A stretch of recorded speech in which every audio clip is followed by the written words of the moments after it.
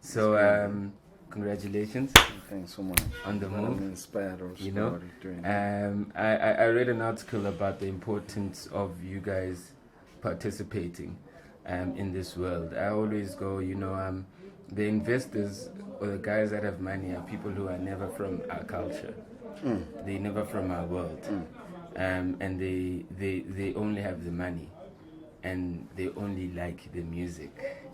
But the beautiful thing is that I said when black guys who make money literally like go back and go, but there's a whole culture that we don't own a piece of. Make money from something else. And then they go back and they start supporting that culture. It's still investing, but it's who's investing that changes it. Do you know what I mean? And it's what the investment means also. You know what I mean? So the Jewish can invest in a Jewish business because it's theirs, but because they can. But black people could never invest in the other side businesses because they couldn't. So beyond music, I know billionaires who are not even going back to culture, which is what we own, which is our only equity. So beyond music, that's the revolution. Our only equity is that when you are poor and that's the only equity that we have after everything has been taken from us. No, I agree. Don't go back. What you have said, you are now a businessman. You will be on the mic, so it didn't make sense. Don't go back. No, I agree. No. I mean, firstly, but I just what triggered this move though for you? To go, you wanna get into music this way, not just music, but the depth of the global view that you have. What triggered that? I mean, firstly, I must indicate I've been known to be a young entrepreneur doing other different and various businesses. But I've always had passion for music. I always believe that music speaks beyond and more better than even me and you sitting here talking like this. Music resonates with many people out there. You can reach 1,000 miles in a day, than even taking me years to reach those thousands of people. So for me now, I felt it's time that I must now fully participate in this game, beyond music, but entertainment industry in general. But what triggered me mostly is the fact that, I had to sit down and look at the participation that one in the role that is playing, be it a youth leader. I'm a youth leader in the country, the Youth League, but let alone that I find it to be a better platform for me to be able to contribute back to an African child and maximize into a space that, like I said, I've been in various spaces, sitting in the Summer Awards in many places, and I've watched a clip that been played, Brenda Fassie, Bedlali clip as a soccer city, and the stadium fully packed, even in the pitch there. And for me, it said a lot, and including today the fact that we still listen to Brenda Fassie songs and everything. It said Brenda died being a millionaire, but in essence, we still have Umdanake sitting in the backyard room. Yet today we're proud to call him a legend. And it said a lot about us sitting out there and keep complaining about, big companies like Universal and so on exploiting Africans, but we're not doing anything about it. So it had to take me to think wise and how best can I prove what is possible with an African child out there. We have heard about Brayu, we've had many of them, been regarded as the best of the best, but it has not happened that all those major companies feel it's befitting to invest in them and go and compete globally. In fact, they've seen it as a platform to exploit and make more, take more than what even they get. So for me, out of all those things, and it was about also proving the point that there is indeed talent, and this talent, it's just been put under carpet. They don't want to show the world Today, as we speak international hip hop, we look into songs, listen to songs about Drake and everything. You can tell that they're now coming back to an African sound. The very same African sound that could make us go and shine out there. But instead, they want to come and take our talent and shine with it. So there's many of those things. You know, economically, what does it say to us? You know, to have us sitting here now and again, you know, praising those people overseas. Economically, what does it say? It takes us to put 30 artists to be able to fill in a small place like Taboo or a The Dome. You know, but it takes one artist to fill in a stadium that is not from our own country, and that says a lot. One, it says we even on our own are not taking our talent serious. What legacy? You know, as about Brenda left, what legacy do we cherish? What footsteps are we following? Gubo, when they were able to do it on their own, you know, fill in such big fields. Tina, we can't. We rely on bringing a Drake, we rely on bringing a Chris Brown to be able to fill in those things. It's purely because we have not confidently, you know, realized, you know, and suggested that now we think it's time to show the world what we can make it. Nigeria is a pure example of the fact that they're shown that it's possible, and it's not far, just here. Yeah, I mean, this is exciting for me, you know. But I'm always like I always like playing devil's advocate, even in my thoughts. The only way this thing is going to be around in the next 5-10 years, and the only way it's going to grow is the ROI. You know what I mean? You've invested in this, or you are investing in this movement. When did you start seeing the cultural aspect and the return coming through with regards to this? Have you got a timeline? For me, quite honestly, for now our focus is still on an investment platform. And we know well, we've done our research well. We know well that if you do it right, business-wise it will come right. If you do it right, you will definitely achieve what we want to achieve with South Africans or with African kids. So for me, it's a business decision, but that's not on a rush mode. For sure. You know, to make a rent and cent now. Yeah. You know, the mark that we're making, you know, and the strives that we're making, you can't even equivalent them to any amount of money. You know. So for me, it's mainly about those things.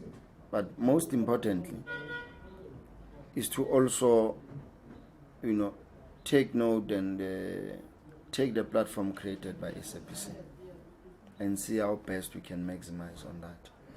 I've said to many people, there's so many people who can, you know, push us to a certain level, but we also have to pull our socks and show it. We can do it. The likes of Abu Saudi, for me, I always praise that man and I respect him. There's been years you have not had any leader who's been in SABC and be bold enough to be criticized and take this bull by its horn. He has done a lot for us, for Africans. No, but our best to maximize that and use it to our advantage. For instance, you pronounce the 90% local content for our South Africans, but yet we're still on iTunes. A lot of money goes out of our country. Who's iTunes? Does even know in Orlando? Does it even know? Doesn't know in Shikho when abantwana abayi-10 abahluphekayo. Would he even ever come on board and buy shoes or, you know, amajezi for abantwana eyikolweni abahluphekayo? They don't give a damn. They don't even know that is such that is existing. All they are happy with is to get billions. So that's the next step of Mabala Noise. We are busy now building our own digital platform. That's the next step that says to us, today you are sitting here, everyone keep coming and lying to us that music is not selling. But every time you drop an album of Beyonce, every time you drop an album of Adele, it's sold out in our own stores. And it gets to be bought by our own people. Where does the story of saying music outing is? We always rely on being fed. So let me ask a question, right? This is it's very important for me to ask this because, you know, in my little investment, in my plan, in my thinking, I got to a crossroad where went. There's such a gap of our stories. I'm not Nespers.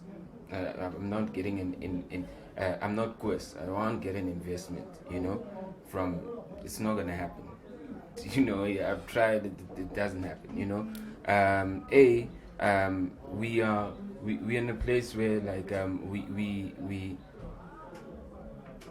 we only focus on one thing. So now even if we've got 90%, because like the industry is so, the kids that can get employed by it, there's a disconnect. So even the families that can support us, they literally go, but why should we support you? So my philosophy was that if we can start like having media that tells our stories, media that literally, we the interviews I have with guys, we have 20-25 minute interviews, and the comments on this, like, wow, we need more of this, you need to take this on TV, because we've been barred from telling our true story of who we are. They just have inserts of us. And me, I'm still online. It's not like I'm reaching everybody. So I'm reaching a little people. So the fact that, like, Jay-Z story is because he's been allowed to talk for 24 minutes. We've been given like what they call an insert, 30 seconds or 15 seconds at the most. So our story or the struggle of Uzolo or everything is literally like controlled by whoever has a relationship with that type of media. And Zolo can't sit here and tell his story full and go, this is it, or whatever the case be. So for me, music is just not the thing. It's the ecosystem where, like, now you've got 90%, but what does 90% mean when you walk around? And there are not enough Mabalanes right now. There are not enough people. There's not enough communities that can actually afford to get a child or build studios and literally have a marketing plan and then take it to radio and then shoot a video, so you can employ a bunch of people. So for me, I think that like the things are popping up like this, but there's no plan of cohesion, which literally goes, if the SABC does 90%, it means there's the guys that fund, what is it called? The IDCs of the world, How are those guys feeding into that? So kids literally like can actually start creating stuff that feeds into this. How's media feeding it so so the stories can be true? Because every story that comes out from media that's owned by white people is already influenced by the agendas of media from white people, whether they're global or whether they're South African. So it's a whole value chain that we need to answer. So, when I'm saying to you now, when I opened up and I congratulated you, you're answering one of them. But what you're doing, you're carrying the back of every other thing that's not being answered. And some of it is also because of our leadership. Do you know what I mean?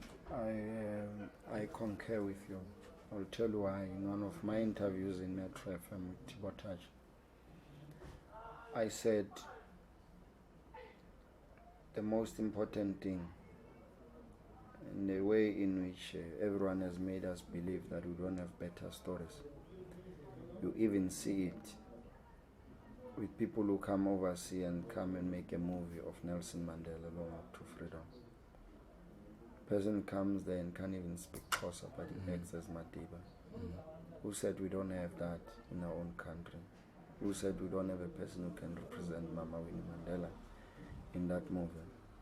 So you are reduced to a level where you are told that you know nothing as Africans, let alone owning, and want to produce the best of the best in the country. We don't just want to produce actors, we want to produce people who are filmmakers, we want to produce the best producers in the country, we want to produce people who must own the industry.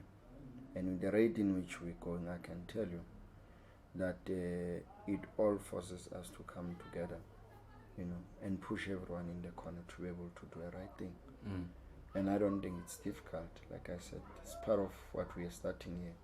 The celebrity and personality thing has never been there in any entertainment company. We're doing it purely because it doesn't make sense that every time there's BET Experience, there's any event that is major in the country, they get people overseas to come, even an MC part, just to handle the event. They get somebody overseas who said we can't build our own here, and who said we don't qualify to do that. So it's about many things. And I agree with you. The 90% local content does not only speak to music. It speaks to our own movies. Why must we go now and again to Stay Kinoko? Why can't we revive into Amabaiscope and Makasi? Who's Stay Kinoko does even know who Tinglalang Lane Taflane, does even know how many kids are Supega Pekaris. So it's those things. You know, our own government must invest in that. ITC, trade and industry. That's the money they must put and revive our bioscope acres and take those bioscopes to be owned by our own people. Go and buy them the best equipment, put them there. That's part of investing on our Africans. And that's what I've been saying. And I will not stop saying it. That's why for me, this is not even about only Mabala Noise. I view it as a cultural revolution. You know, it's a revolution that our people must understand. And I've said I don't care about anyone who becomes negative. I don't care. I'll continue to shout in what I believe in. In closing, I just want to say this: there's product, there's money, and there's perception.